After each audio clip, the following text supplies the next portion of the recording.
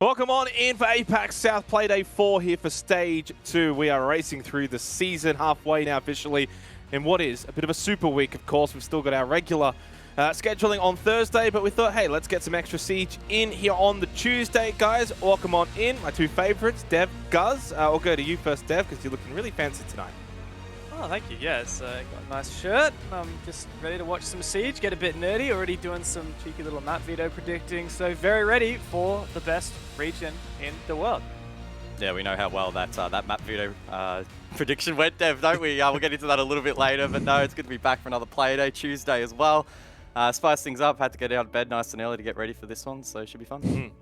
Yeah, it's going to be a really, really fascinating little night here. We've got a couple of good storylines to build up and go through. Let's go and have a look, though, ahead of the schedule. We'll go and have a look at the, I think, standings. It is correct. Awesome. Q confirmed. Top spot, which has been, I guess, the storyline for this stage, Dev, in a way. 3-0, all 9 points. They've been fascinating. I said that twice. They've been fantastic, I should actually say. Yeah, look, Q-Confirm kind of slipped under the radar here, and yes, they are flawless, all wins without overtime, so they've got the maximum number of points. Quite a step up from in Stage 1. Look, Q-Confirm, they didn't have quite a hot ending to the season last year, and the stage as well. They missed out on playoffs by locking in 5th place. In fact, in Stage 1, Q-Confirm ended on 9 points, and they've already got that 3 games in, so definitely a hot start for them. Wildcard a bit surprisingly trailing behind in that 2nd place spot after coming last in Stage 1. So we'll see whether they can keep up and return to form since they've had their roster changes. Obviously, I think another big story is the Invictus pickup of Giants and their roster change, getting separating that long time Gio, Ysera, and Luna, and we'll see if Joe can keep bringing those guys forward and hopefully into the playoffs. Yeah, the other storyline that we've been running with a little bit throughout 2021 is Southeast Asia versus OS, and at the moment, as the standings currently find themselves, SEA has the upper hand. Unfortunately, both the Chiefs and Order from Down Under finding themselves 7th and 8th, respectively, being quite a rough start for both of those teams, but arguably both of them have a decent opportunity to try and bounce back tonight. Yeah, if they're going to do it, they've got to begin now and at least by the end of this week, as there will only be 2 play days after this week remaining. Let's look ahead, though, to the schedule at hand for Playday 4. Today's matches, it will be kickstarting off with Knights versus Wildcard. Big game that, considering the ramifications. Wildcard in 2nd place at the moment. Obviously, the Knights in 3rd, so it's a 2nd v 3rd OCE battle. Winner will be able to maybe, keep up with Q confirmed. Loser probably falls behind. And then Chiefs and Order, of course, to continue that OCE battle, Dev. So it's an interesting night there. And for both of those two teams in the same mindset of Wildcard and Knights, need a win because they're 7th and 8th. So it's a little different. It's a top and bottom between the two teams. Yeah, that's it. Well, I mean... Well, the 4, I mean... For those two, right, Chiefs and Order, the bottom 2 teams, the loser will stay at the bottom. So that's something to keep in mind there. But looking overall holistically, yeah, of course, we have the first 2 games being OS clashes and the latter 2 games being SEA clashes. And obviously a good chance for Q Confirm to further extend their lead as well against IG at the end of the day. Q Confirm have historically been a team that has always taken it to Invictus back in the day, and they've played in Pro League even before this new system came about. So there's a long rivalry between those teams, and definitely I think after today we will see a couple of shake-ups on the standings. In particular, Knights looking to continue their reasonably strong form, as they have said themselves. They think that they already have completed their 2 toughest matches of the stage, taking down Elevate and Chiefs, and we'll see, rather Elevate and Invictus. We'll see whether they can, I guess, put their money where their mouth is on that. Yeah, and backtracking from that Invictus QC matchup to the Elevate 7th Heaven game, that one for me is shaping up to be really exciting. Not only are they very close in the standings, 5th and 6th, but there's a very real opportunity for both of those teams to try and break into the top 4, assuming that Invictus do not win tonight, which is a very likely prospect. Elevate, last APAC stage champions, off to a pretty slow start here in Stage 2, and they are really looking to try and make some meaningful momentum here in this 2nd stage, as unfortunately so far things not quite falling their way. Someone else looking to find some momentum is in the predictions panel. His name is Raven. He is 1-11. We all had a bit of a shocker, though. In fact, most of us are having a bit of a shocker. The fact that 6 and 6, the 50% pass mark there is currently in first place, myself and Manic Monday. Guys, it's been a very, very difficult league to predict. I feel like we say it every single broadcast, but you can see it there in the predictions. It is so difficult that Raven has only got 1 from 12. And so much so, Dev, I think you and me went in with a plan tonight. Oh, I absolutely went in with the strat. I didn't realize that you did the same thing, but I guess you didn't commit quite as hard as I did. Yep, straight up. I looked at Raven's predictions and I said, all right, I'm just going to do the polar opposite for every single one. And yeah, I'm going all in. I'm committing to it. Wildcard for the upset, Order for the upset. Look, 7th Heaven Elevate, that could be a tight one. But, you know, neither team really in form at the moment. And yeah, another upset at the end. I think it's going to be an exciting day. Yeah, look, I haven't quite gone as extreme as you, Dev. A little bit closer to Raven, which does, you know, obviously instill a little bit of fear in my predictions. I'm still trying to play catch up, of course. But I think this might be, I mean, I can't remember every single play day we've had so far this year, but this could well be the first time where every single matchup has been, I guess, a 3-2 split. So as even as it possibly can be, being the odd numbers of talent. So again, we're really trying to emphasize just how close this league is, despite some of these matchups maybe not being quite close. When you look at the standings, for example, anything can happen on the day. Best of ones in APAC South. Just, I guess, encourage that volatility. Certainly agree with you there, as we are going to now draw our attention over to the first matchup of the day, bringing it back. It's Knights versus Wildcard, a rejuvenated and a good-looking Wildcard at that. For the Knights, though, Dev, they're a team that you still can't take lightly. And coming into this, I still have them as the favorites. Honestly, it's hard to say that Knights weren't going to be the favorites for the whole stage, considering that they took down Invictus and Elevate in their opening games. Knights look like such a strong team, but they started to taper off a little bit, and it was, I think, coming as a bit of a surprise. These guys managed 2nd place overall in APAC South Stage 1, which was exceptional. And then going into the playoffs, they actually won the APAC playoffs, of course. That's excluding the top 1 team from each North and South, so Cloud9 and Elevate. But aside from those two, you know, in Stage 1, these guys were the top of all of APAC. And coming into Stage 2, they look to be just as hot. That said, losing to Q-Confirm and not even finding a point last week was an immense disappointment, and that is why they're currently sitting in 3rd place instead of that 1st position. But going against their countrymen on Wildcard, I think, is a great opportunity for them to get back up the standings and be in a shot to achieve what they failed to do in Stage 1, which is taking that 1st place in APAC South. And what that means is a direct invite straight to the Mexico Major. Yeah. Pessimistic Guz is going to make an appearance early in the broadcast tonight, but I would say that honestly, the Knights have done a really good job, I guess, at shooting themselves in the foot for trying to get to that 1st place position. They now basically need to hedge their bets on Q-Confirm faltering somewhere along the line in the rest of this regular season to be a chance even to make it to that 1st position, keeping in mind, as Dev mentioned, they have lost the head-to-head to Q-Confirm. So the Knights, to qualify straight to Mexico, finish 1st in APAC South, pretty unlikely at the moment, but again, they need to put their best foot forward and just try to amount as many points as possible in the second half of the stage.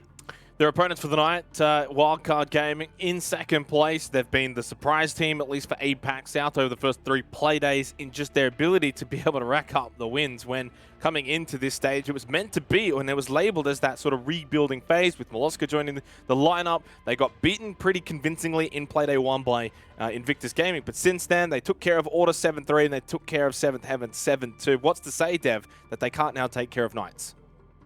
Yeah, honestly, I think it's possible. I did predict them. I think it would be an upset to see Wildcard take down Knights, but hey, I mean, I think that jawline on Milo can cut through anything, and even when it coming up against such fierce competition of the Knights, yeah, Wildcard are looking really strong. Really going to hinge on that map veto, though, because something that is a concern for Wildcard that we've talked about both here in APAC South and in OCN, the Nationals, is the fact that Wildcard have only really looked convincing on Clubhouse so far. They did have a win on Oregon as well, but it was a really close 15-round overtime. So we're still looking to see whether Wildcard has the depth of their map pool to be able to take it to other teams, because we're just going to see other teams start banning their better maps, and I think Wildcard are yet to prove themselves in that regard.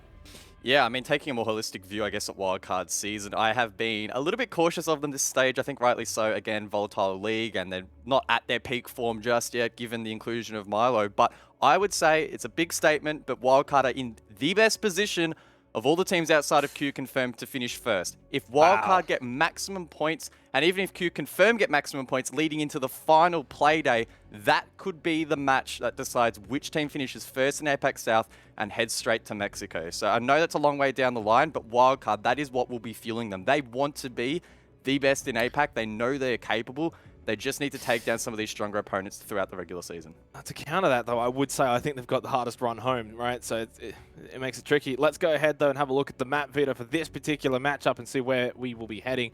For Knights versus Wildcard, and it's going to be Oregon. Knights had the final ban. They had the decision between Coastline and Oregon. And Dev, I guess they went for the more structured approach.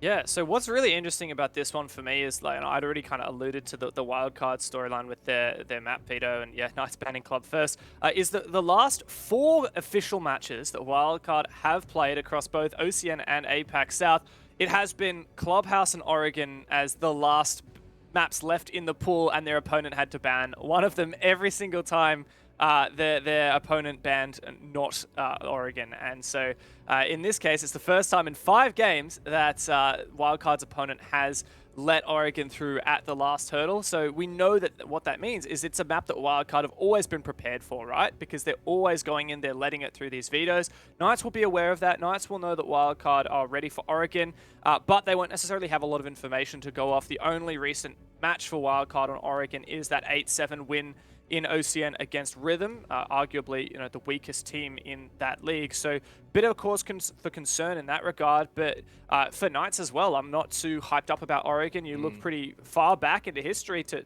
see them play it. They lost it in the OCN Grand Final to Chiefs, and you look even further back, they lost it to Elevate, and you just keep going further back, and it doesn't look too great for them. So I think this is a bit of a gamble from the Knights, all things considered, and I think Wildcard's going to be pretty satisfied with the veto. Yeah, a little bit interesting considering the Knights, if I believe the veto from 5 seconds ago, if I remember it correctly, they had the opportunity to, of course, let Coastline through, which statistically is a map that is stronger for them. In fact, 4-0 record in the last year or so. So statistically, that could have been the more favorable choice, maybe just not wanting to take Wildcard there and head it to, I guess, a bit more of a predictable map. But as Dev said, ragged around the edges for both of these teams. So heading in, it is anyone's to win, keeping in mind that both of these teams quite close in the standings. They know what to expect heading into this server. They've played each other plenty of times in the past, and I think it does set up for a really, really high-quality game of Siege. Certainly so, and, well, any high-quality game of Siege needs some high-quality casters. Unfortunately, we don't have any for this game, but we do have Manic and Raven, though. They'll be your casters. I tell you what, this may well be the last time I ever worked. I'm going straight to Ubisoft Direct. This is workplace harassment, Raven. I can't even be mad. That was actually a good throw from Xenox. One of the very first that we've seen in almost 2 years of him hosting.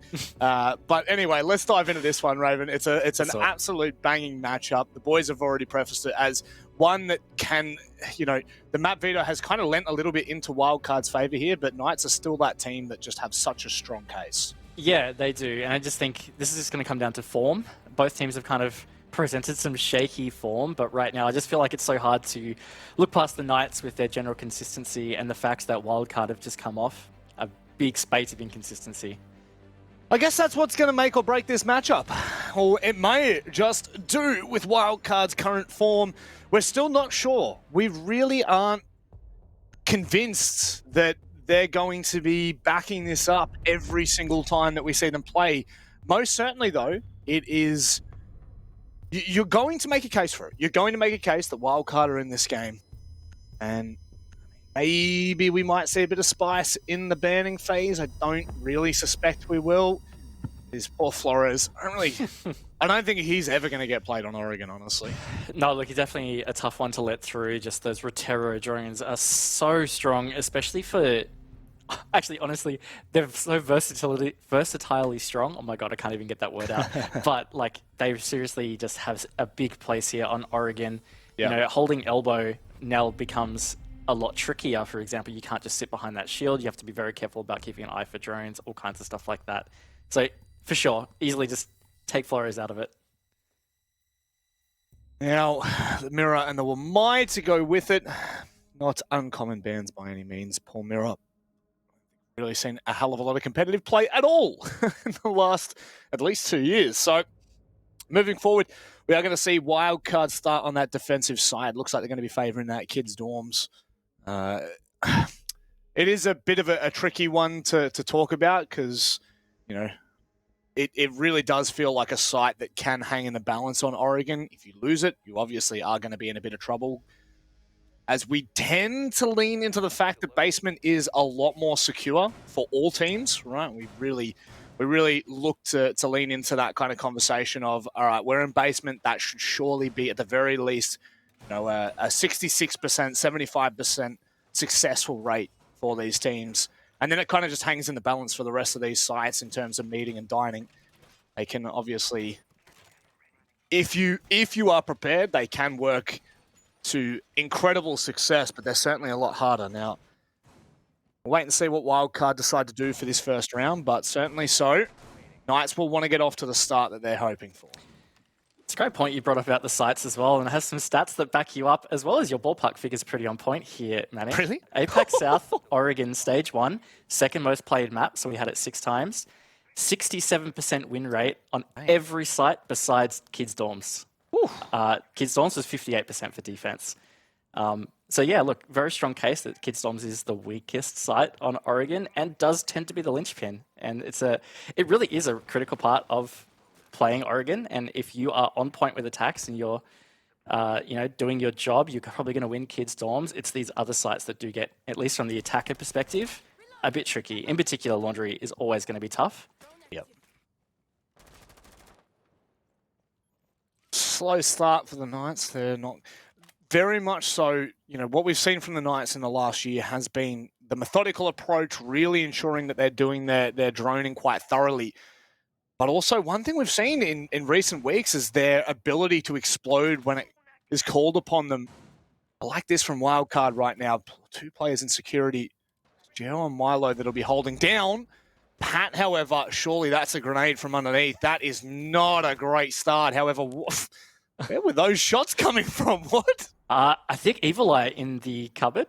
Big. Yeah. Definitely a big oversight from the Knights. They lost, it looked like it was 2 rows of 6 pellets. So they lost a lot of X-Kairos out of that. And that's going to be Impact Trick now. And this is huge because that is the extent of the Habana pellets from Dino. It means that Juicy, he's going to have to do a little Maverick tricking on that wall if they want it open. Otherwise, it's not going to be open. And now Hayward's found this opening pick, at least to ease some pressure for the Knights. Seems like Knights have a really good read of this right now. Look how clinical that was. Knights, although they faltered on the opening engagement, they have certainly doubled down in the kill department, and it's only Emo and Pat to hold. Certainly with a bullet hose, you don't want to give too much of an opportunity. 2 players have made their way into Attic now. Knights have so much time to make this work.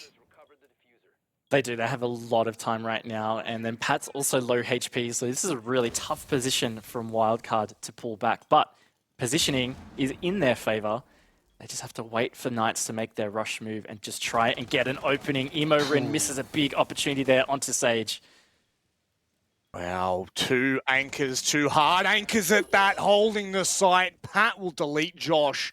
Juicy and Sage, the last to remain. You just saw one of the players, I believe that was Sage, drop down the hatch. He's going to come back from Trophy. The question being, what do Knights have? They had so much time to play with, but Wildcard, they have put themselves into an incredible position nonetheless. A games plan is what is on the cards here. I don't know if Knights have any other option. Pat just needs to be careful. Juicy now forcing the issue. And Emo Rin at a 1v1. This has to be secured. My God.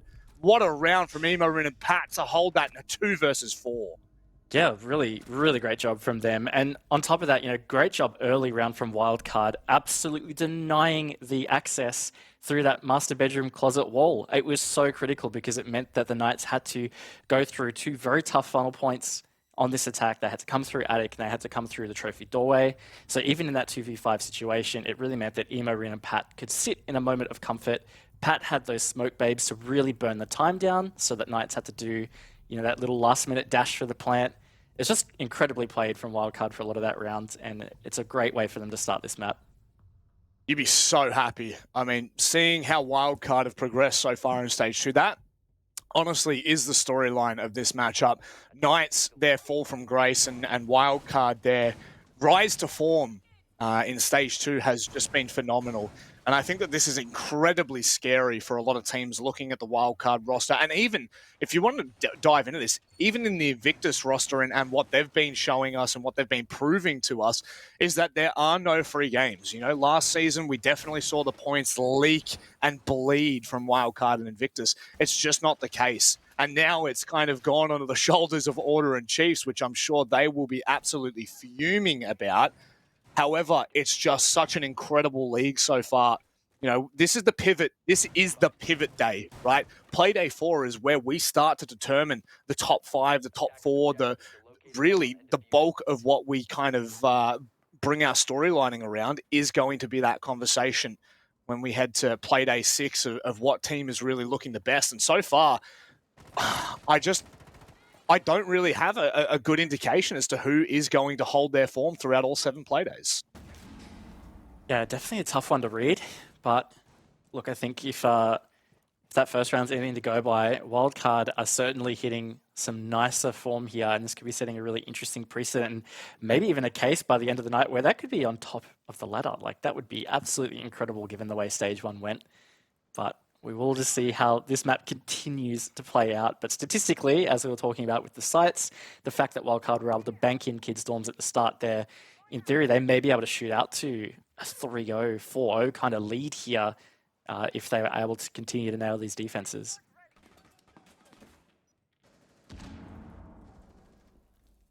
Slowly and surely, we will start to see whether that's going to be any kind of truth to the matter. Oh, the old mute jammer on the cheeky little washing machine. Haven't seen that for a hot minute, but now Knight's starting to get a good indication. They will start to have all of those hatches open, so they'll have the option from laundry to security to meeting. They'll now start to push into the side a little bit more, get an indication as to where these remaining players are that are holding. Geo from Pillar could do a lot of damage if they're not careful with Milo just to the shoulder. Yeah, and just some really strong positions to be held here from Wildcard. Doesn't look like, at least from what I could see, that there was much pressure coming from Bunker. And now Wildcard with that opening pick off the back of Vincia, they're in such a great spot for this defense already. This is just going to start to get difficult for Knights if they get stalled, but that's certainly going to help their Manic. Yeah, certainly will. Dino leading the charge. Just trying to open something up. You can see a player in laundry for Knights as well. Benny now, oh, this could be massive, but he doesn't expect Sage from the hatch, and Haywood pounces onto Milo. It's only Pat Nemo-Rin, but I said that last round, and look where we ended up. Oh my God, Juicy's walked right into the crosshair, diffuses down in the open. Raven, could this be the comeback that we're looking for from Wildcard? Oh, it's going to be tough. I mean, Pat is totally stuck in this corner right now. This is going to be big for Emo-Rin, and now he's lost Pat 1v3. It's going to be a tough clutch for him. I like where he's rotating to, but as he's been spotted, oh my goodness, he's found Haywood as well. He's isolated the 1v2, but he needs to find one more fight before we really start to be convinced of this. C4 in the pocket. Shotgun as the primary as well. He could swing close and try to find a kill. The C4, if that had gone an inch further, may just have found the demise of Dino, but look at these lines being held. So well played from Knights in the post plan, and that's a much needed round straight back on the board. Yeah, look, Pat and Emo-Rin having to do a lot of work there in the end of rounds, but that was always going to be tough to be able to clutch that one out, especially once Emo-Rin lost Pat. So good job from the Knights. It was a little bit of a shaky start to that one, but progressed nicely and seized the opportunity. So they've kept it nice and tight. And on top of that, to build to the storyline we've talked about a lot with these sites and their win percentages, the fact that they've been able to take an attack on laundry is a great sign for them. It's a really important round to be able to take back. And Sage with the Ying. Now, I guess something we're going to talk about, Raven, and we'll wait and see how much of an impact it's going to have kind of later in this half, is the fact that Wildcard are left in 2v4s twice in a row now. You know, that's really what's given them an opportunity back into this, is some heroics from the remaining players of Emo and Pat. That's obviously not something that you can rely upon at all. You know, you could maybe one round, maybe even two, but it doesn't really stretch past that extent. So there is something about the middle of these rounds that Knights are absolutely running away with. And if Wildcard can tidy that up, if they can stop kind of losing that man advantage so early on. You know, we're talking about the minute 30 mark. Knights are generally left with about a minute left in that 2v4 situation. It could be a lot harder for them to approach the site, but we'll just wait and see whether that is going to play any effect. Don't really know, but it's certainly something to keep your eye on for Wildcard. Yeah, it definitely is. And I just think, yeah, it really is going to be critical. They got the opening pick in that second round just before, but they weren't able to capitalize on that and continue that momentum. And that's where, as you were just highlighting, you know, that mid-round is just the key right now for Wildcard to at least take some pressure off poor Emorin and Pat, and in particular Emorin. I mean, you see him out there on 5 kills. Like, he's put the team on his back a little bit in the last 2 rounds, but at the end of the day, they are still in it. It's just 1-1. We're really fresh into this match. One thing I love to see from the defenders' side is never just kind of isolating to an anchor default to begin with. It's always extending out, finding a couple of cheeky drones and being able to fall back to site. At the very least, Knights are now going to be forced to re-drone that and drone that side of the map quite thoroughly. But that's a team, this is a team, I should say, that does so with great effect. You can see that's already a minute off the board. They have complete control of that second floor, and by the way their body language is telling us, they know there's no one roaming on the first either.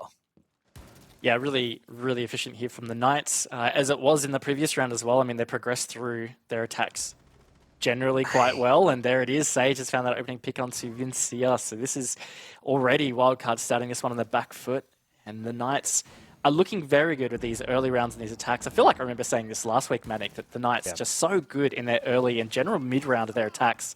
Yeah, but so often they can falter in that closing of it out.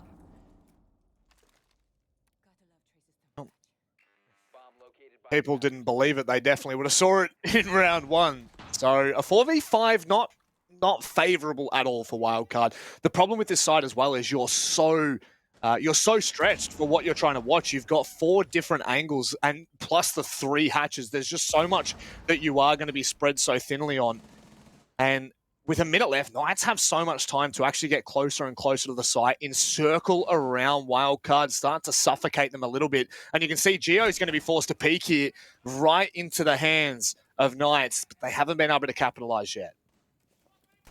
Geo very keen to try and find the right time to peak this. He's going to get aggressive and freezing now that he's taken out that drone, but he's protected from an ADS. Very precarious position in general. C4 is not going to net anything. And this is the immense pressure Wildcard is starting to find right now as the Knights have pushed deep in through Freezer and deep down through Laundry. They're pretty set for this execute, Manic. They are. 15 seconds. I mean, the problem is they still don't have a lot of the site control, but they have the crossfires that they need. Josh finding the first, a quick trade back from Geo, but it's all gone bang. And Knights seem to be out on top. Where is Milo? That's the big question. No way. They line up for Geo and he'll close it out. Goodness me, all he needed to do was stay alive there, Milo, and he's done so. In fact, he actually finds the kill right at the last second, but monstrous from Geo. Geo just holding it down from the hallway, far out. That was incredibly played from him, and we saw it. We were spectating Geo for a lot of that. Under immense pressure from that freezer angle, as well as from Laundry. There's so many wrong ways to be able to peek that, where Geo just, that would have been it for him, over. Yep. And then it would have been really it for Wildcard. He was such a pivotal part of holding down that A bomb site through Laundry. So really, really good job from him. And that's going to be an important one to bank up for Wildcard. Certainly is.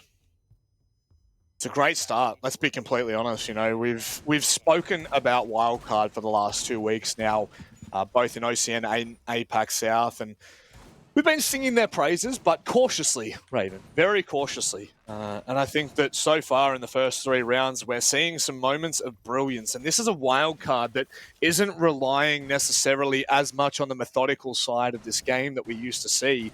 They are certainly having some moments of just insane individual prowess. You know, Geo there in the 3rd round. It was Emo in the 1st round. Slowly and surely, there is that argument that just starts to really surround this team, saying, well, man, what can they not do? You know, if they're able to secure this win, we really might actually have that serious conversation about the fact that, hey, end of this season, they may well take first place. If they continue to play like this, there is no telling what they can achieve.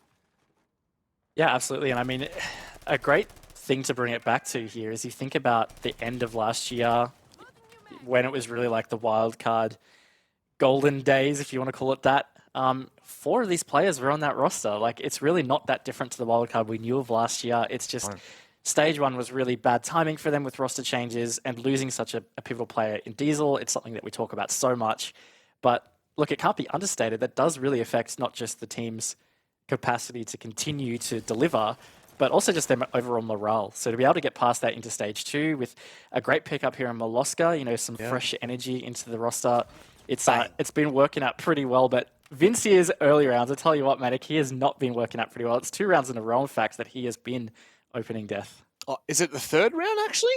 Because he was the first person to die last round as well, wasn't he? Yeah, he was in round 3. He got the opening kill in round 2, though, so he's been definitely a part of these opening engagements. Yeah, well, that's not favourable. What I was actually going to mention is that setup that Wildcard were favouring across toward that big tower. The problem with that is Vinny's kind of stuck. It is that do-or-die situation, and maybe he might be able to hold firmly there if it's not really that long angle that's played for. But Knights have done that with great finesse, and I mean, for all intents and purposes, this round is setting up really, really nicely for the attacking side. They can't allow Emo to stay here. They have to flush him out. That is going to be a pivotal position if he can hold it. I actually love this from Wildcard. This extension is fantastic. He's very well protected by all of the ADSs, in fact. I think I count 3. Yep. And then there's the Surya Gate as well to deny a rush. Now, they've already used utility to burn that. Imorin's just going to pop it, and it's back in the place. So it's either going to be a HP burn, or they're going to have to use more utility or a drone to be able to get through that. There's a gate protecting him from Armory. I think this strat is actually beautiful. And look, the time has just absolutely disappeared. 42 seconds. And the Knights have seriously struggled to get past this. Imorin, though, is going to try and get a bit cheeky with the peak. Doesn't net anything. Kind of feels like this is a very important point of the round. If Imorin can find a kill, maybe if he can just hold on to this position, it may be the end of Knights in this round, but Dino does a great job of firing back. He's going to progress a little bit further into Closet now. Just needs to be careful. Pat will be swung on from Big Tower. He doesn't expect it. Attic is now in the control of the Knights, but the time, it's dwindled down so much. It's Geo and Milo, 2 versus 4 again. Geo's going to have to come up big here, but it's Milo that approaches and starts the kick, and I just don't see this happening. I can't see Milo being able to swing and secure it, but now it's Geo. It's the Church of Geo, and Sage runs back to hide in Attic. Is this enough, Raven? Could be, and honestly, I thought Geo could easily just bait him out of this position. Oh my lord, he actually got that. That is incredible from Geo on less than 5 HP, or maybe 5 HP, doesn't matter. Oh my lord, this man has just stepped up tremendously in the last 2 rounds, and that's Wildcard jumping out to that 3-1 lead, Matic. Preacher's going to preach. I tell you what, my goodness, what a performance we're seeing from Geo. This honestly is the Geo we were seeing in 2020. This is what Xenox used to rave about so much, and it's coming into fruition here. Playday 4, a massive day for them, and this is a huge start. Now, we can't... I think we need to... Well, I need to be careful mostly of, overvaluing this first half, because this is a tale of 2 sides. This is certainly a story of 2 halves, and as long as Knights can pull away with a 2-4 half, we 100% back them into the second half to be able to, at the very least, keep this game close. But a 5-1 feels a little bit more out of reach, that's for sure. I'll tell you what's going to be tilting, Manic, is that is now 2 Dorms defenses that Wildcard have banked in off a 2v5 clutch. Like, if you are Knights, that has got to be incredibly frustrating. Like, right now, it easily could be 3-1 up Knights based on their early, mid, even a majority of that late round. I mean, they're getting into post-plant situations, just not able to close this out. It's just incredible what Wildcard have been able to do to win the rounds, and it is off the back of some pretty impressive singular plays, as you mentioned. You know, Imorin had his moments, and now Geo 2 rounds in a row has his. It's I think it's got to start stacking up against the Knights, because they're quickly losing grasp on the match. I mean, this is kind of crazy. I literally just said before that we can't really be relying on these players to step up every round, but Wildcard are silencing me pretty quickly. Apparently, this is just a game of clutches. Step aside, Game of Thrones. We got a new title. And this, I guess it's the promising sign for Knights is the fact that it is coming down to, you know, that last 30 seconds. And they're just not really... They're not giving us a lot of confidence in their approach to it, but let's just have a look and see how this round turns out. The first 2 minutes is just phenomenal from Knights. It's where it kind of falters is in that final. Yeah, that's it. That is really it. So if Knights continue to dominate or control these early rounds, it does come down to that question of what happens at the end. But we'll wait and see. First minute down, and it hasn't been a whole lot of action in terms of progress made here. It's just about this intel collection, and they're going to have to clear out these players in the vertical spot up in dorms. And it seems to be the initial focus, but Wildcard can just sit here and really burn as much time as possible. And the fact that half the round has gone by is it's already looking quite solid from Wildcard. You know what? Not only half the round, but over half their drones are gone. Only 3 remain on the board for the Knights. Now, sure, they've got the Gemini. Josh can obviously kind of foreshadow what's going to happen if he can get the hologram into a good position, get some early intel. Emo Rin doesn't really want to be losing the Yokai that early on, but it is information that he now can transfer onto Geo and Milo that are holding up top. Vinny's taking some damage in the meantime. That is a massive pick. That's Diffuser down as well. If Wildcard want to, they could bunker down here. They could really hold quite firmly. But Sage is reading this like a god. He'll find 2 kills. A 3-3 though.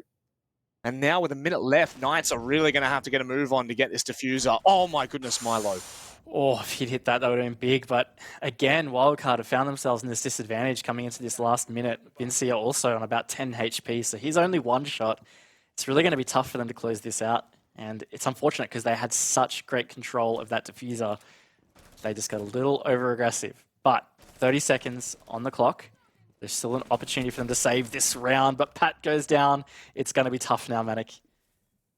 Tough, near impossible. Vinny holds from the back of Split, finds the first kill. He may be able to get into a position here that favors him. However, the plant is going down behind the wall of Kitchen. And as he slowly starts to extend his reach, they've got the perfect angle. It's a double-edged sword. And Sage cannot find the kill. Both players extremely low, Raven. This is going to be a tough one, tough ask, but he can't do it on the peak. Dino will win it out, and finally the Knights close out a post-plant situation, Manic. Even then, that was a 1 versus 3. Yep. Like, these rounds are just not, they're not instilling a lot of confidence in the final stage, is it? You know, really that for Knights is their weak point at the moment, and I'm sure the desk will kind of talk about this after the game and break it down in a little bit more depth and ask a couple of questions to, I believe it'll be Juicy who's on the interview tonight. Sorry, that's a big if they're able to pull this out. I am just assuming they're going to win, and I should not be doing so, but this is a much better scoreline. If they can head into the half 3-3, it's anyone's game. Oh, totally agree. This is a big chance for the Knights now to kind of cancel out some of the wrongs that have happened in this attack half. If they can get it to 3-3, it's almost just like resetting the scoreline, really, and then they get to start to work on defense. But I tell you what, it is... I don't know what it'd be like to be in the Knights camp, but it is seriously stressful watching these late moments for the Knights at the moment. They just...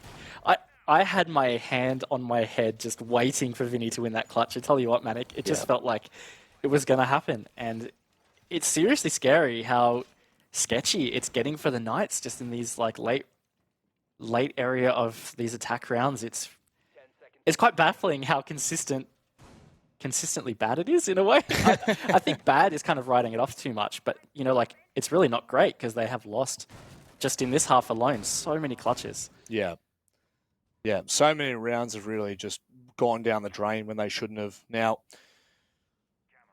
I do like the Warden pick, honestly. Knights had brought the Ying on Sage, so And this was on their last basement attack. So there was a possibility that it was going to come back out. At the very least, we've got 3 flashes, 2 smokes for him to use to full effect, especially in that final part of the round. I can't remember whether we've really seen the smoke plays kind of play to a huge effect, but nevertheless, oh my God, Vinny has been a part of nearly every single opening engagement this game. And so far, I actually think he's well, technically positive is 0, right? Is that how it works? Well, yeah, he's 2 and 2, so I mean, like, neutral. Yeah. Yeah, but no, look, he's definitely been a massive instigator, if you want to call it that, for Wildcard. And positively in this instance, he's come out on top. And more importantly, he's taken out the Maverick in the first minute. And that is so big for a laundry supply attack. It is really going to make things tough for the Knights. They can try and use Habana, but if a certain hatch is muted or, you know, anything is hindering that, it's just, yeah, it's not great. So it's a big pick to get the Maverick off the board right now. And I think it's going to, really create some problems. Surprise, surprise, late round for the Knights. This is going to be really telling. You saw Milo make his way back down from the top tier of Big Tower. Now, if Knights weren't watching that, it would be quite obvious. It looks like they're 100% convinced that he's back down. However, that could have been a huge time sink for Knights if they were trying to, at the very least, get that information. Haywood is kind of coming down the back of rear stage stairs. He's going to be met by Geo and Milo. Oh, that's pretty dangerous, that P, because Geo, was actually playing on a bit of an off angle. It falls to nothing, Raven. Minute left, and Knights certainly have not been able to achieve anywhere near the amount that we usually see. No, it really feels like it's come down to a bit of a funnel here again through Laundry, and the rest of their push is pretty stacked out. I mean, I just saw Haywood running towards Bunker, and there was a player at Freezer. They're kind of all coming from different directions. So really could fall down quite quickly. It's going to come down to some really key gunfights here. And speaking of key, Geo was the man last time in the hallway with a 4K. This is going to be key, and there he goes. Beautiful nade from Josh. On again. It wasn't cooked to perfection. In fact, it does a little bit of damage. Oh my God, what has just happened? It's gone. Bang! How's my that God. from Josh? 2 quick trades, but it's not enough. And Wildcard walk away with a convincing 6th round to lead the half 4-2. Very, very good half from Wildcard. And I mean, look, some would probably say that's pretty standard, 4-2 defense half in Oregon. I mean, yeah, it is. But the fashion in which they won it is... I guess there's 2 ways to look at it, right? It's quite impressive because 3 of those were 1vx clutches, but just the plays that we saw from Wildcard, also quite impressive, Geo in particular in round 3, can't look past that 4K. But on the other hand, it so easily could have been a Knights 5-1 half. You know, if you're talking about those 1vx clutches that were won by Wildcard, if they weren't, and by all rights, they all should have been won by the Knights given the positions that they were in, we could be talking about a stomp right now, and we're just clearly not. Yeah, a stomp on their attacking half, no less. You know, that's the pretty crazy thing now is Knights are going to have a very clinical second half to bring this back. And again, you know, we're talking about bringing it back, but really, all they need to be able to do is convincingly show us this basement defense. Well, actually, no, they don't even have to convincingly. They just have to show us this basement defense.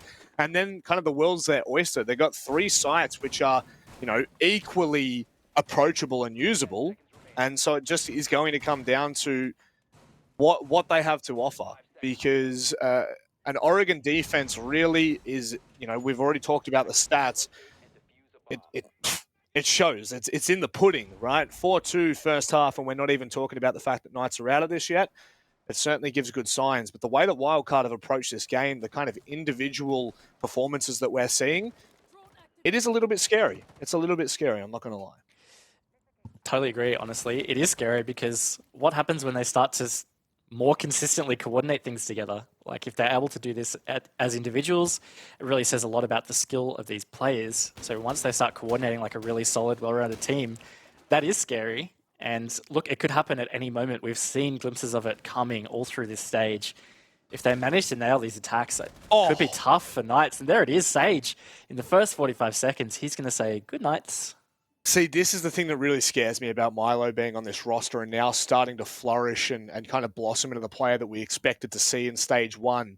Well, that we would have hoped to have seen in stage 1 if Silex was not to have been there, which is just an absolute beast. You could see how aggressive he was on that entrance straight into games, ensuring that they had all the angles covered. The second that that drone spots out a player in Attic, he is on top of it so quickly. And now Wildcard, with the man advantage, will start to slowly poke and prod and just add another to the tally. Yeah, incredible entries here from Milo, getting the first 2 picks and still 90 seconds, half the round to go.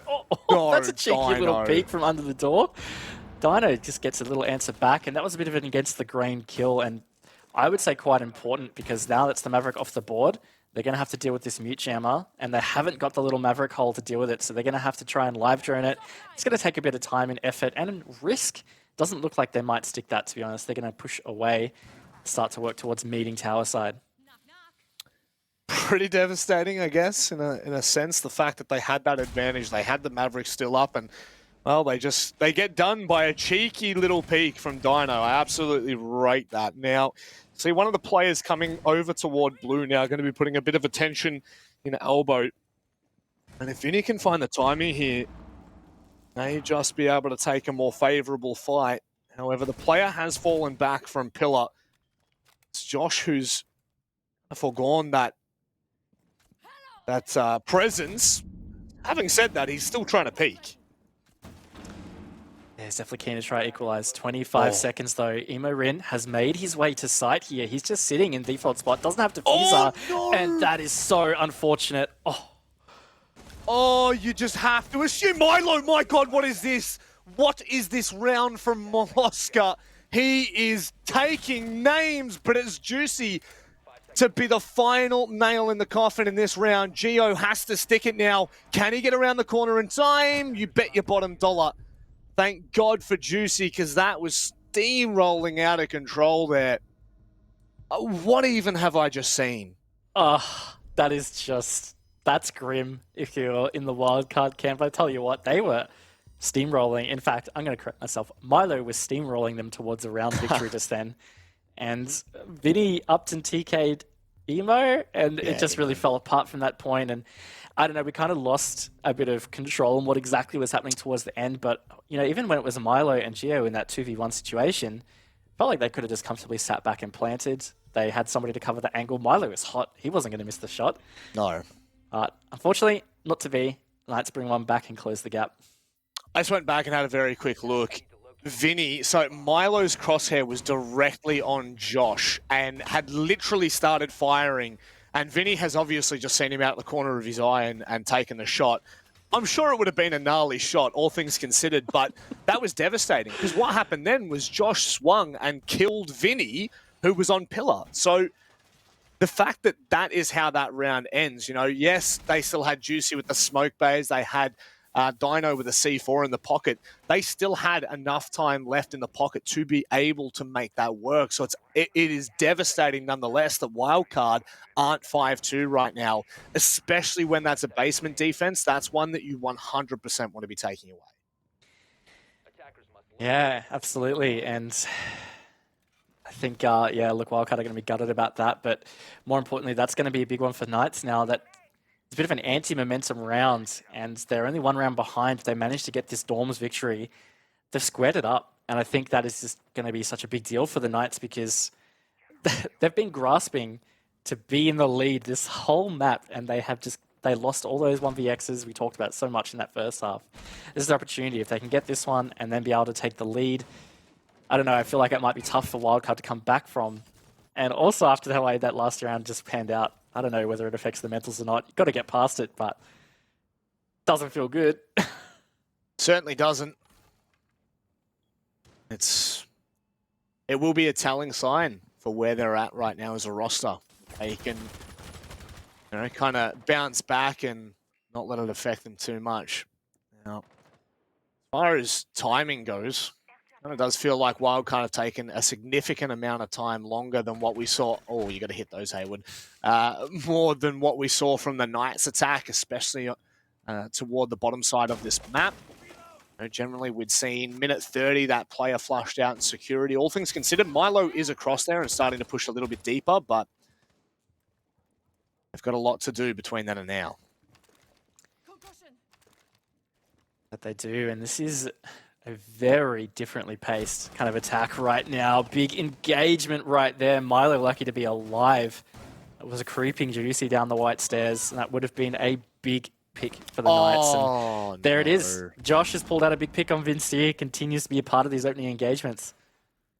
The unreinforced wall. It's a free kill if you hit that shot, and just like that, there weren't many positions Vinny could have been playing from. A minute on the clock, and this is now starting to look a little bit more detrimental to the camp of Wildcard. Milo needing to be careful of that player who's still in kitchen. They are yet to take him out or even displace him, and that's a displaced nade. Things seem to be going from bad to worse here. Oh, and wherever Milo can't find the timing, this is not looking good, Raven. There's only one player at the top of white. At the very least, it's a free kill. Pat just steamrolls through games, and Emo Rin will take down Dino. Surely this can't work. Is Hayward going to be the linchpin here for the Knights? He's going to have to be swinging around the corner. He finds the third as well. And oh my goodness, what a display of heroism. You love it. Oh, I thought for a second Wildcard was somehow going to bring that round back, but no, Hayward, he steps up and finds 3 to close it out, and this is what we started to preface a little bit manic. The Knights, they have closed the lead that Wildcard had built off of some seriously exciting end of rounds, and now this is where it gets scary, because the Knights are the ones on the defense. They have been looking, you know, not too bad on the defense, and on top of that, Wildcard have started to look a bit skittish on these attacks.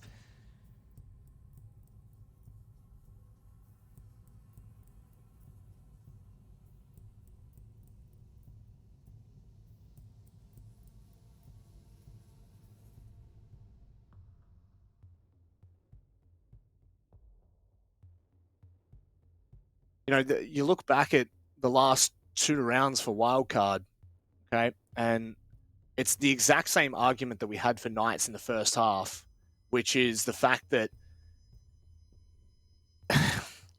they were Wildcard rounds. You know, last round, it was heroics from Hayward who really secured that. A quad kill, the last 3 players just absolutely fell like dominoes. And then you look into round 1 of this second half, and it was where we saw the mishap from Vinny and Josh capitalize on it for Juicy to clutch out in the 1v2. So as much as we're sitting here saying that, yeah, sure, Wildcard are skittish, they're still showing us enough that they could well and truly be running away with this game. It's just absolutely absurd that we're seeing Knights equal out these odds, but this is probably the most telling of signs here, Raven. They have to secure meeting. They cannot allow this attack to go really unattended. Yeah, that's absolutely right. They do have to be careful of that. And Wildcard, they are hanging in this. And I feel like this round is really where it's going to be telling. You know, it is the often third picked site. So you could describe that as, you know, a sketchy one at that. If they can bounce back after what's happened in these last 2 rounds and take this attack round, I definitely believe that Wildcard can continue to close this out. But the Knights, if they win this, that's 3 in a row. They're going to be feeling that momentum. It just starts to become such danger zone for Wildcard. Because also, we're talking about the second half here. The Knights managed to get this one only 2 rounds away from just closing out the whole map. You know, that kind of danger starts to creep in. And it is more the conversation for Knights, isn't it? Because, you know, Wildcard on their attacking side, it is going to be a lot harder to be able to close this out quickly. Whereas for the Knights, the second they take this, like you said, it's only 2 rounds, and they've shown us that they can do it. So big questions to be answered here in round number 9. I'd probably say more so from the Wildcard camp from what we've seen thus far. Vinny leading the charge. So either Vinny or Milo, either of these players have just been absolutely spearheading pretty much every round so far that we've seen. More than happy to be taking any engagements. And just like that, I mean, Milo's all the way through to showers, not holding back whatsoever. Tend to see that when there's no west side control from the defense, though. Very easy to be able to get that. It's going to be a very important phase right now is to clear out this top hold from the Knights. But also importantly, I think just for Wildcard to kind of shake it off a little bit, if they can get some successful entry up through this top floor, it's going to be a pretty big deal. And Milo just continuously making havoc over in showers there, taking out Valkyrie camera as well, just situated in the corner of White Stairs.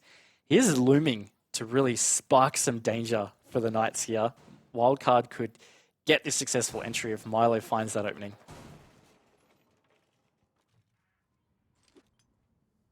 I'm not going to be successful in finding a kill, but I believe that might have just been the mute jammer that was on the wall, so it might just be enough to get Games Wall open.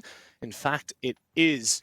Now, Vinny just needs to be a little bit cautious here. Minute 20, and without any real dry contact yet, it was going to come, and unfortunately for Vinny, he's on the receiving end once again. A very quick back and forth allows Wildcard to even that odd. Yeah, at least they were able to trade that out, and in fact now the Knights players have just dropped back to site, so it has given Wildcard this vertical control. Still a minute to play with it as well, and Milo, he's got plenty in the skeleton key to try and do some damage. You get some really good vertical lines here, and this is going to be critical if they're going to try and actually set up for a plant as opposed to frag this one out.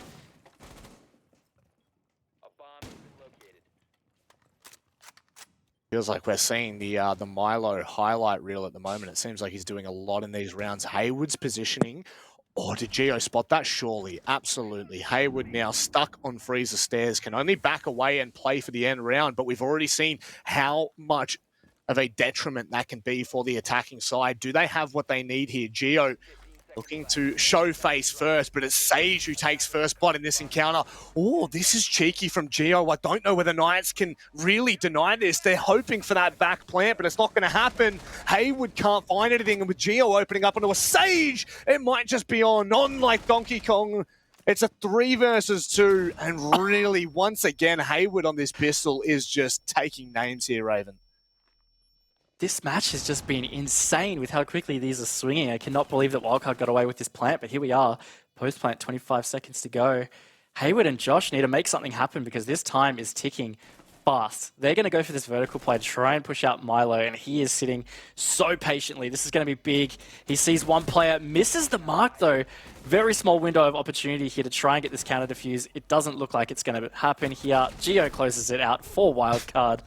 Incredible that they have pulled that back, Manic, and they have gone back out to this 5-4 lead. Yeah, I mean, this is not a clinically incredible match to watch, right? It seems like it's really scrappy, and that's because it is. But so far, I mean, you wouldn't even say who's coming out in top. The fact that Wildcard are only 1 round ahead doesn't really tell the full tale of this game. It has been utter chaos, but a chaotic start has kind of turned into a chaotic end. And that's a big, big round on the board. If Wildcards can't secure that, you really do look to the Knights to close this out. Now we go back to basement where it was really anyone's sight. Might give us a little bit of confidence. I say might with bated breath here, Raven. Yeah, it's been a bit of a strange match just all up. It feels like one team... I feel like this is the best way to summarize this match, is it can feel like for the majority of the round that one team has control, and then it'll just completely flip, and then the other team will just end up winning it. Because quite honestly, in round 9, it felt like the Knights had all of that. They'd done such a great hold of upstairs. They'd been able to really repel Wildcard for a lot of that. Even Geo, where he was planting, from memory, I don't think he was covered. When they eventually rushed him in post-plant, he got his own kills and then he retreated. It wasn't him being covered. So Knights maybe just messy on comms or just lacking intel. I know that's something that we didn't see, or we did see on the attack, is that they were losing a lot of drones early. So it could be the same with the defense, just in terms of lacking information. Regardless, the fact is Wildcard, they're up 5-4. They're treading closer to a win here, but it's just... It's one of those matches where this could quite easily end up being 8-7, I tell you what. Playday 4, the day of the MLG highlights. I tell you what, that's what it feels like. The old style highlight reels that we used to see so often. It just seems to be coming out. So many 1vx clutches. The fact that Geo has now once again stood up massively for Wildcard. Not only did he get the diffuser down, he then got 3 kills of his own, including the 1v2. You look at the side of Knights. We've seen it from Juicy. We've seen it from Hayward. It just continues to show us incredible moments. Now, we do want to see that somewhat tidied up into it really being a bit of a cleaner match. It's definitely hard to say that right now, but so far, it's been one to remember. We can say that at the very least. Certainly has. Now, how is this round going to pan out? Because we are halfway in. No HV taken off either team. Wildcard have had some pretty good progress here. They have full control of first floor. Got that server hatch open in towards the freezer drop. And they haven't really given an intent in exactly where they're pushing. And this could be huge from Dino. He misses it though. Oh! What was that? The timing on both of those. The fact that Dino doesn't find the head of the Maverick and then the C4. Goodness me, it's a calamity of errors, but it doesn't make a difference. What I really liked before that was actually Vinny turning the corner of Z and pre-firing the stairs of Laundry, which we saw Dino find that kill on earlier. Cheeky nonetheless. And now Dino's found himself in the corner. Geo will spot him out on the drone. Quite important, actually. He could have sat there and played for a bit of a very, very tricky position to flush out. Instead, turns into somewhat of nothing. A 5v5 with 40 seconds, Raven. This is going to be spicy. It is going to be spicy. And again, Wildcard haven't really made super intent exactly where their push is coming from. Primary going to be Laundry, though. Geo finds that opening finally. And we've got two players here ready to push in for this post plant. And there come the kills, Manic. Here we go. Fire up. Yeah, this is absolutely... Oh my God, again! What is going on with this matchup? Basement for the second half is just like... I'm so confused as to what I'm seeing right now. First it was Vinny, then it was Geo. Regardless, it's a good round from Knights, I guess. I'll be honest, I don't even know what just happened. I really don't know. Just absolute chaos. I mean, I'm not even surprised that there have been team kills because these rounds have started to come to an absolute dramatic, chaotic conclusion. That round was, I feel like, the pinnacle of it. We saw 0 gunfights until I think about 45 seconds to go, 30 seconds to go, even less, I believe. And then it just was nuts. You know, you had smoke babes, smoke grenades covering us, or flashbang icons popping up. So, look, I'm not surprised there was a team kill, but it perfectly depicts what this entire match has felt like, honestly. And I'm not at all surprised they're at a 5-5 scoreline right now. And this is where it gets pretty hectic, because this is where the business end of the match comes. Yeah. 2 rounds away is a victory. We haven't seen 2 consecutive rounds since the opening of the half, at least. Just doesn't feel likely to happen at this stage. So I don't know. My gut feeling is we might be tracking towards some overtime right now. Yeah, I hope it does. I mean, it's, you know, coming down to a nail-biting conclusion. This match, I think a lot of us would have expected Knights to kind of be really dominating. And to an extent, you know, there is the argument to say first half, they were looking really good, just couldn't clean up in the final 30 seconds to a minute, the final stage of the round.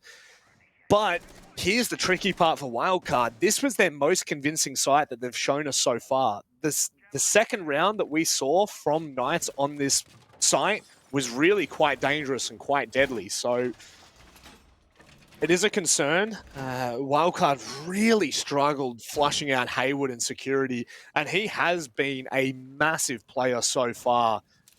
Someone that would be very, very... well, just not very, very, just missed. He'd be missed if he falls down in this engagement, in this encounter. So, without a doubt, this is really where we can hope that either it's safe and sound from Knights or Wildcard just step up. Yeah, and look, I'm gonna back you up on the Hayward comment. I'll tell you what, not just this match, but this whole stage. I feel like he's just been playing so well. He is the Knights' highest rated player and also has the most positive KD for the team. So he's really key to a lot of their successes. A lot of their run in general has been down to Hayward playing so well, but definitely this stage, keeping the Knights in it, has been Hayward. So they can't always rely on him. See whether they can kind of back it up here. But again, it's just another one of these rounds where half of it's just gone manic. Yeah. Wildcard have not really made a massive amount of progress. They're really just entering now to start to try and make a dent in this defense. Oh, I believe that was right into games. Hook, line, and sinker from Knights.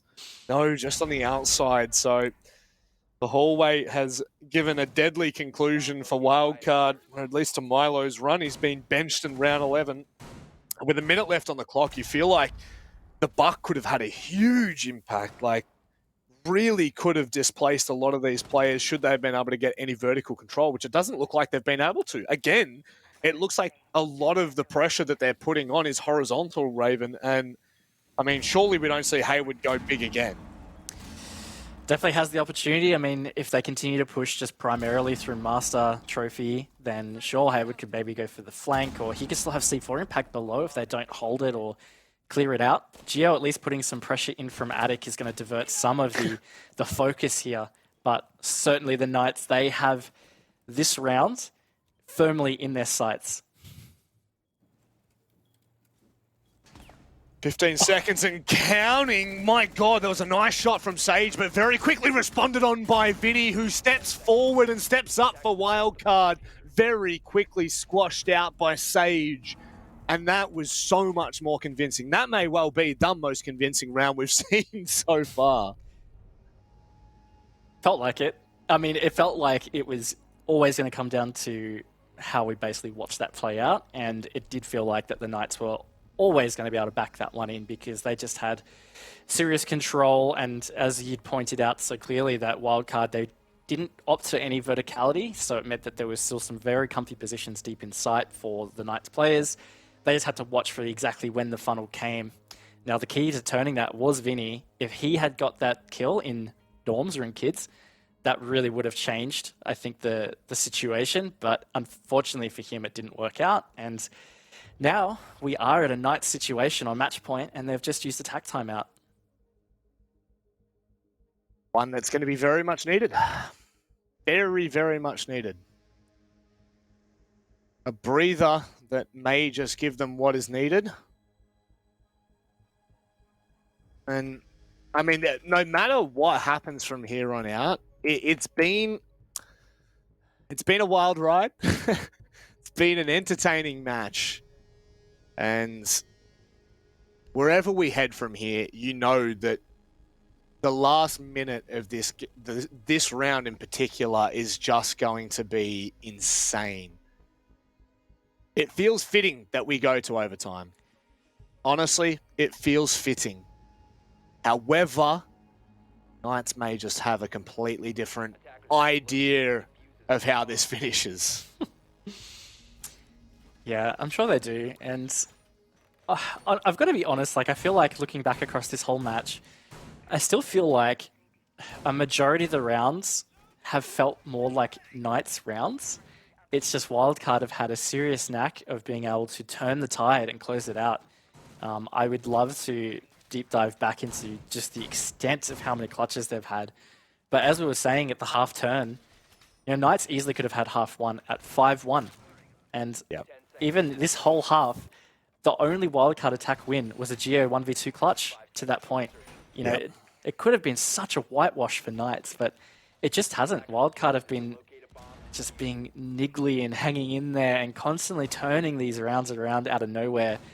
The fact that it has gotten to this point, I think, should be frustrating for Knights. Yeah. And in my opinion, I mean, it indicates that the Knights should, in theory, win this round. But yeah, look, gut feeling is it could be OT. Look, as much as I want this to go to OT, and I think it would be fitting for Wildcard, it literally... I think it would be just so frustrating. You're 100% right in saying that for Knights.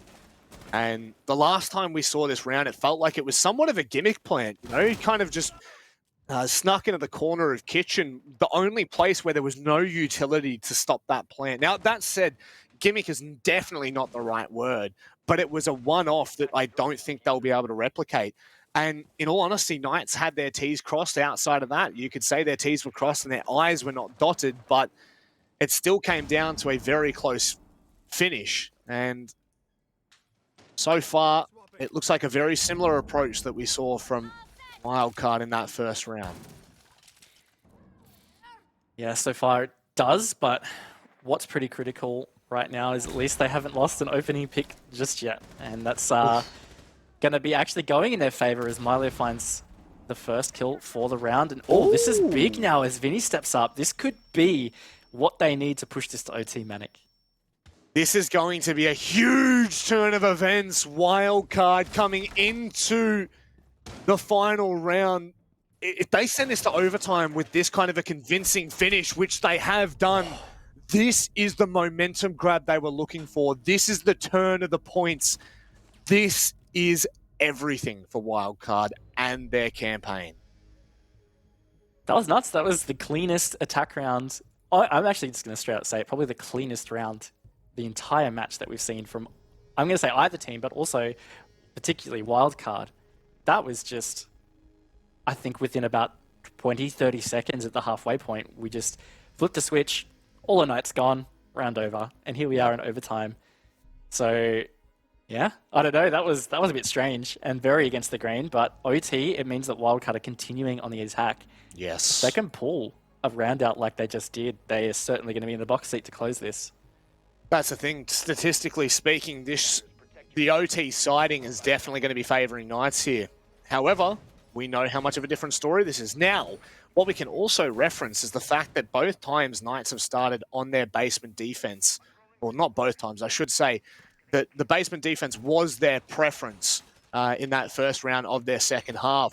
So there would be an inkling from Wildcard that may be where it starts. Now, I couldn't imagine it's going to really change anything about their approach. It doesn't look like their operator lineup has really changed drastically throughout the match at all. I think Geo may have been swapping out the Yana for, was the Jackal on the odd occasion, but outside of that, there's been nothing insane that they've really been bringing to the table. So it will be stock standard. However, might just give Knights a bit of a heads up within the first minute, 2 minutes of this round. Tell you what though, Hayward, he is in a bit of a rat position, as I know Devmata would call it for sure. He's not sure he's been droned. There's a drone coming through now though, so either way, he's going to have to pull back. But if it hasn't come Shower's position, this could be devastating, honestly. If they do not realize that he's here, they're finally doing a map control clear. Oh no! And this could be huge. He is spotted. Big engagement coming up, and he is going to be on top with it. Doesn't get the second, so at least it's traded. But the impact player, Milo, off the board.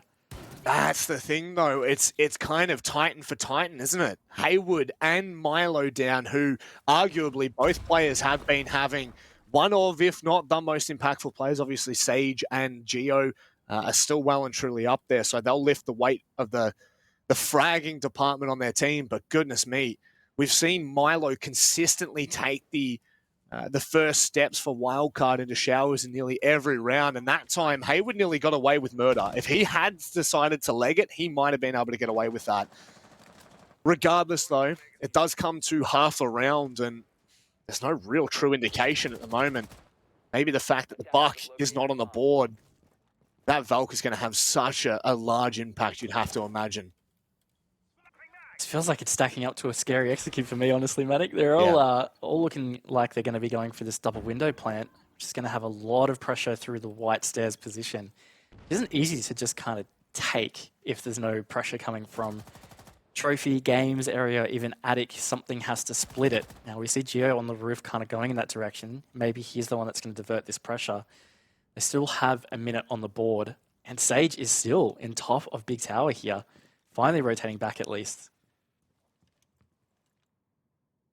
A reinforcement to kind of lock that position off if Sage should do so. Doesn't look like he's going to commit to that though, so maybe still a point of rotation that could essentially affect that. This is large though. The sound cue will certainly give it away. No, what? They're not even looking at white stairs. Fortunately enough, Dino will clean up the mess. That could have been devastating with two players pushing in on the back of each other. And that is a huge round for the Knights to start off with in OT. This is the telling tale. What have they got in their attack?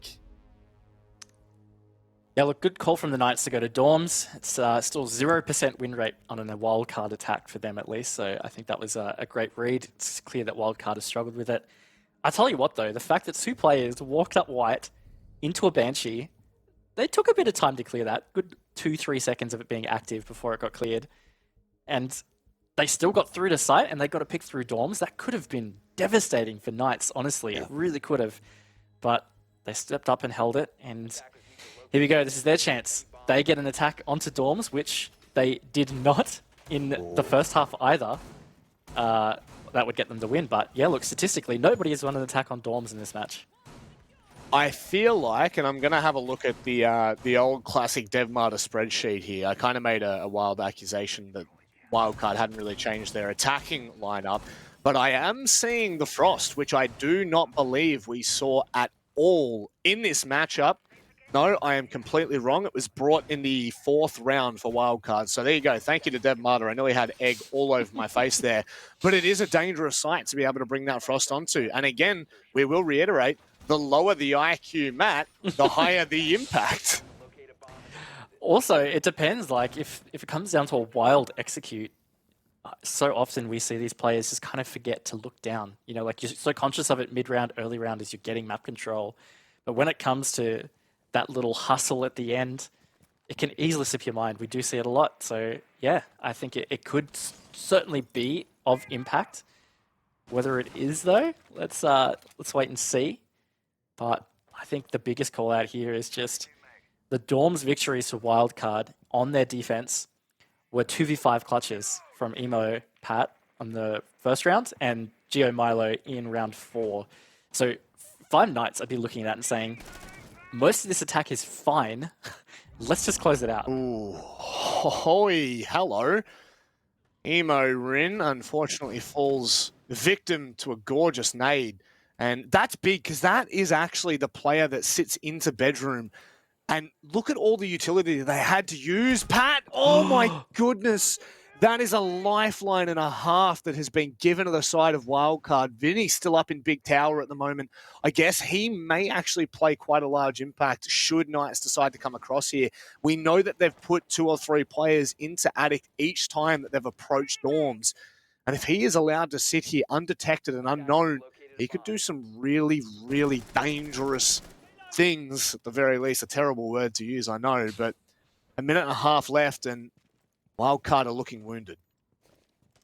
They are. They're just so lucky they didn't lose Pat, because that's really a big thing they have left going for them. And that is also big from Vinny to take out Josh on the long range from Big Tower. Also even out the man count. Oh. This is swinging heavily back and fast into the Wildcard hands. Feels like that kill going undetected and unknown from Vinny may swing the round quite heavily. You know, Geo very quickly, or maybe Pat, doubled up on that response. And just like that, it looks like Hayward's going to have to be the point of first contact. Vinny stays close. It is a drone in for Hayward, but the swing could be anything for Vinny at the moment. You just don't know. There is still a player sitting all the way back in the pit. And that right there might have been Bino taking control of bedroom. It is, Raven. 30 seconds. What's about to happen here? I think we're about to see something pretty hectic. They're still working at this wall. Milo, he's not going to be expected to be there. He might get his feet spotted, though, by these ex-Kairos, but less than 20 seconds. Manik, can Knights get the double? Are we going the full distance? Oh, Milo, surely he is the linchpin of this round. They don't check him. He finds a double kill. And just like that, Wildcard send it to a 15th. Oh, my word. That was just unbelievable.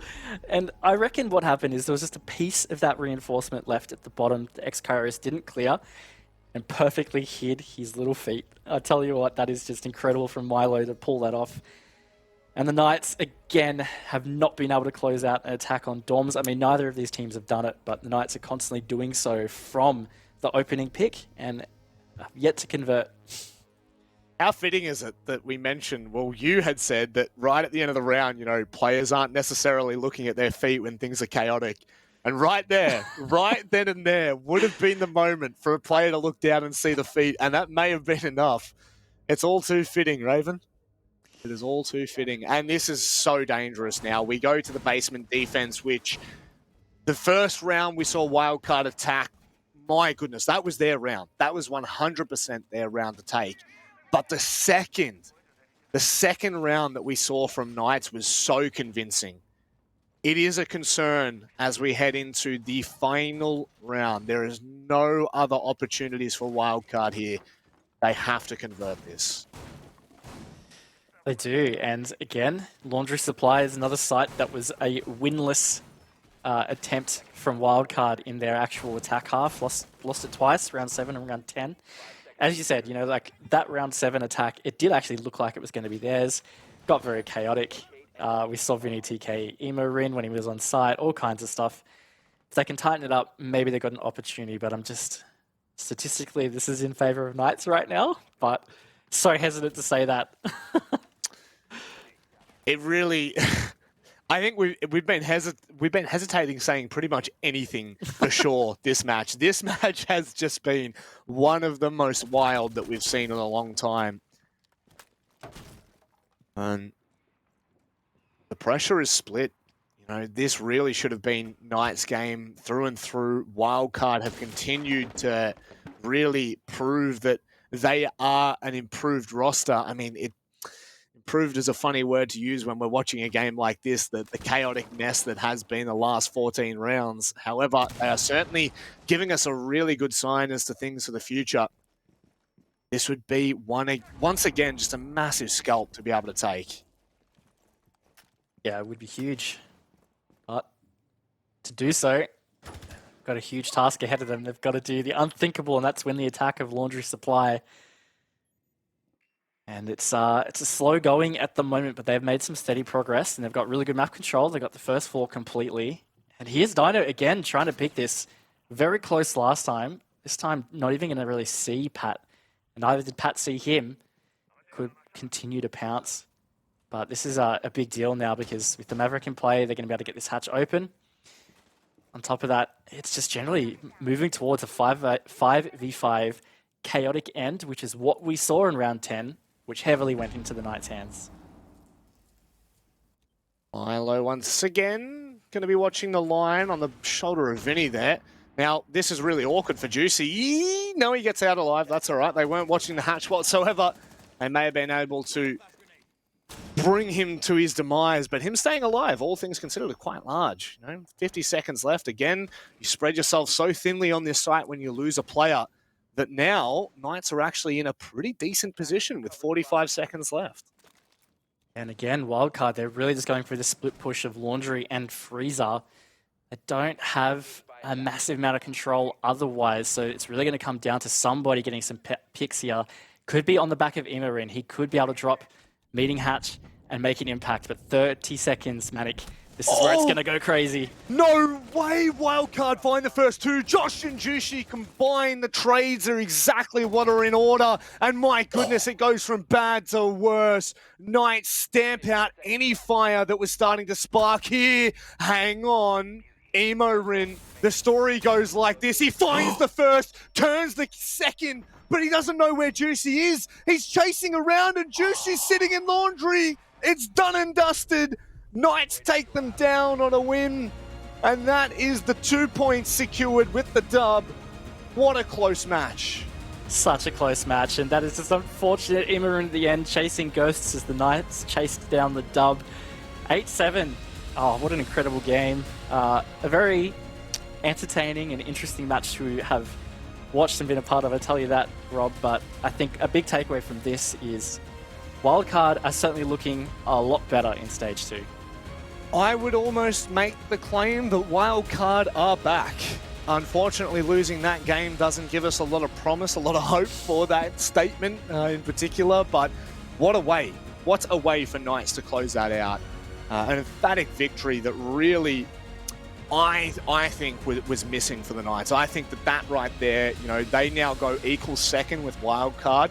Now, granted, that is most... Oh, actually, maybe it won't change all that much. They're both going to be sitting on 8 points, Raven.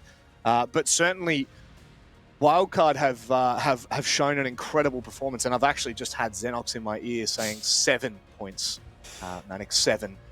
Sorry for the live math on broadcast. We just shouldn't do it, right? Apparently not.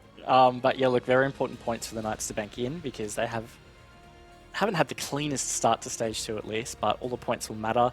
I think they'll definitely be frustrated they didn't get 3. Again, I'm really going to go back to the fact that I felt the Knights had the majority of the control throughout this match. It's just that Wildcard had this incredible knack to turn rounds around that they had looked like they were going to be losing and just pulled out incredible amounts of clutches. We almost saw it again at the end with Imru, and I actually believed that it was going to happen, but not to be. And the Knights, look, they can continue to build a campaign to bring Stage 2 back to be favourable standing, and this does keep them in touch at least with the top end of the standings. And Wildcard too, I guess. You know, both of them are now within arm's reach of QC, but they obviously are sitting out on top quite pretty at the moment. Look, we're going to be done here, Raven. We're going to finish up. We're going to throw it back to the desk, who I'm not confident in saying this, but are going to break down the action. What an exciting game from two very exciting teams. Wildcard, they definitely looked the goods, but Knights just showing their quality in the end. 8-7 went the distance. A little bit messy, Dev. Wasn't maybe the best siege ever, but boy, was it exciting. It certainly was, and yeah, big performances from a lot of the standout players. I think that a lot of these Knights guys, they can be pretty hit and miss. Like I'm looking at players like Hayward who have been pretty consistent, but you know, guys like Sage who I've seen him have really shocking games and really exceptional games. Fortunately for him, this was a really great one. Wildcard, yeah, Emo definitely a talking point. Vinny had some great moments near the end, but really struggled in the first half. And I definitely think that it was Wildcard's attacks that really led them to lose this. Even just looking into regulation, the fact that Knights actually did win a couple of attacks, like both Knights and Wildcard had 4-2 splits on their attack. Difference is Knights actually won some of the attacks onto the dorms and laundry sides, whereas Wildcard never did. And so, yeah, in the end, just an overtime, and yeah, with Knights being the team starting defense, they did win it at the end. Yeah, if this was a matchup, I guess, in an alternate universe where Wildcard had the benefit of being on the defensive half, they probably would have been able to close this out. Yes, they are compensated somewhat by the new scoring system this year. They'll escape with a singular point, but it was their attacks ultimately that did let them down. Unfortunately, not all of their players firing in all of these rounds. Vinny was probably a player that unfortunately for Wildcard stood out as being a little bit disappointing, and a lot of the deaths that we captured, I mean, they were frustrating inducing for us just sitting back and watching. I cannot imagine just how mentally challenging that match was for Vinny. A lot of his deaths were just super unfortunate and uncharacteristic for him. Outside of that, we did see Milo, for example, for the Wildcard step up quite massively, but unfortunately, in the end, not quite enough. They just capitulated right there at the very end, and it was a testament, I think, to just how well both teams defended. It came down to so many 1vx clutches in that matchup. I don't think we have seen that many clutches in any match so far in APAC South. It was just absolutely chaotic, but the Knights were able to just edge out. Certainly did. Let's go and have a chat with Juicy and get his thoughts on the matchup here. Of course, the Knights taking out the win. Congratulations on this win. I've got a question here for you, mate. And look, correct me if I'm wrong, but it just feels like you guys are kind of just cruising at the moment without really getting maybe even into your best form and could be saving it for the playoffs. Maybe unintentionally. I don't know. It might seem like that, but I don't know. We're gonna, you're gonna try as hard as you're gonna in any game. So I don't know. Just having a couple of rough things go wrong mid round. So we're just trying to fix those up, and each play day we're gonna get stronger and stronger again. So by finals time, we should be back into that top tier form. Yeah, look, Juicy, I want to dive a little bit deeper into that. Like you said, you're not quite firing on all cylinders at the moment. Now, we do hold Knights to a very high standard, I think, because you have earned such a reputation from being so good. But yeah, we look at a game like that, it was a bit rough around the edges. Can you talk through maybe some of the things that were going wrong and what you're going to be doing to try and polish them? I think it's always just like your small mistakes, whether you get picked off for no reason at all, or just unaware of something that's going on, and it's so hard to dive into why it's happening, but it is happening. So like we look back and try to fix the deaths that don't account for anything at all, and try to change that. So getting that later around with a bit more manpower, and we should be right in a few of those rounds. But yeah, played well, and it was definitely a tough game tonight. Yeah, it was a tough one. At least you did, of course, get 2 points on the table, which means that you're still, I guess, hot on the heels somewhat of Q confirmed. There is a possibility to still chase them down for that top spot.